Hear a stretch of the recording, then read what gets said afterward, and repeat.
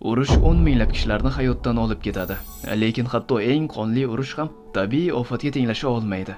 Qay biri dahshatliroq, to'fonmi yoki yong'in? Vulqon ko'tarilganda omon qolish imkoni bormi? Qor ko'chganda-chi? Afsuski, barcha holatlarda ham omon qolish imkoni minimal darajada. Demak, bu insoniyat tarixidagi eng dahshatli 10 ta tabiiy ofat. Montpellier vulqoni 1902-yil. 1902-yilning 8-mayida ko'p yillar davomida tinchgina mudrab yotgan Montpellier vulqoni kutilmaganda portladi. Bu halokatni shunchaki otilish deb bo'lmaydi. Lava oqimi va tog' jinslari bo'laklari Martinikining asosiy porti San-Pyerni deyarli yo'q qildi. Atiga bir necha daqiqa ichida 36 ming kishi halok bo'ldi. Xitoydagi suv toshqini 1931-yil. 31-yilning boshi butun Xitoy xalqi uchun katta sinov bo'ldi.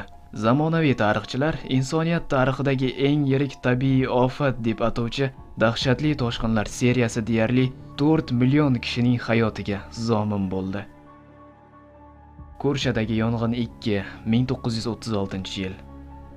1936-yilning yozgi mavsumi juda issiq keldi. Shamol qishloq yaqinida boshlangan yong'inni kuchaytirib yubordi. Olov odamlar tomon harakatlanar edi. Tunda qishloqqa poyezd yaqinlashdi.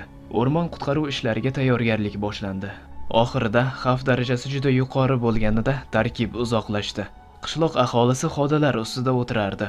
Poyezd kanalga yaqinlashayotganida yog'och ko'prik yonayotgandi. Undan xodalar bilan yuklangan tarkib yona boshladi. Odamlar tiriklayin yonib ketishdi. Birgina tunning o'zida 1200 ga yaqin kishi halok bo'ldi. Uaskarana ko'chkisi 1970-yil. Peru qirg'oqlaridagi zilzila 2 o'rkachli Uaskaran tog'ining shimoliy yonbag'rini beqarorlashtirdi. Muz va qoyalardan iborat ko'chki soatiga 180 mil tezlikda pastga qarab qulay boshladi. Uaskarana etagida joylashgan Yungao shaharchasi 80 million kub metr loy, muz va qorni qarshi oldi. Qishloqning 25 ming aholisidan birortasi omon qolmadi. Buxola sikloni 1970-yil. Ushbu tropik siklon zamonaviy dunyoning eng halokatli ofatlaridan biri deb tan olindi.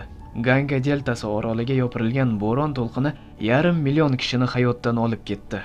Raqamlarga yana bir bor e'tibor bering. 500 ming kishi atiga bir kunda yo'q bo'ldi. Erondagi bo'ron 1972-yil. Dahshatli qor bo'roni bir hafta davom etdi. Eronning qishloq hududlari 3 metrli qor qatlami bilan qoplandi. Ba'zi qishloqlar ko'chkilar ostida qoldi.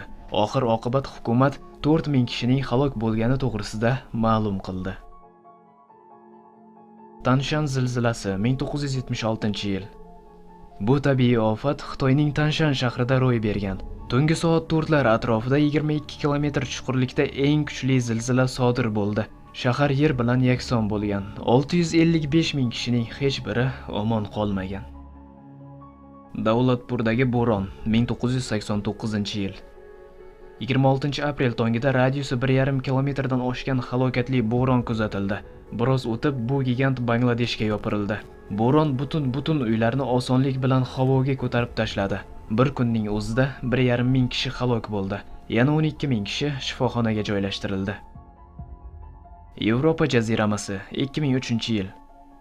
2003-yilning yozda avj olgan jazirama 70 ming kishining hayotiga zomin bo'ldi. Hukumat vakillarining ta'kidlashicha, mahalliy sog'liqni saqlash tizimi bunday misli ko'rilmagan vaziyatlarga tayyor bo'lmagan. Shunisi e'tiborga loyiqki, sinoptiklar taxminan har 13 yilda bunday issiqlik hujumlari takrorlanib turishini ta'kidlashgan. Tinch okeanidagi tsunami 2004-yil. 2004-yilning 26 dekabrida ro'y bergan suv osti zilzilasi juda kuchli tsunamiga sabab bo'ldi. Zilzilaning o'zi esa butun insoniyat tarixidagi eng kuchli silkinishlar orasida 3-o'rinni egalladi. 15 metrdan balandga ko'tarilgan to'lqinlar bilan kuzatilgan tsunami Indoneziya, Shri-Lanka, Tailand qirg'oqlariga yopirilib kelgan va 250 mingdan ziyod kishini hayotdan olib ketgan.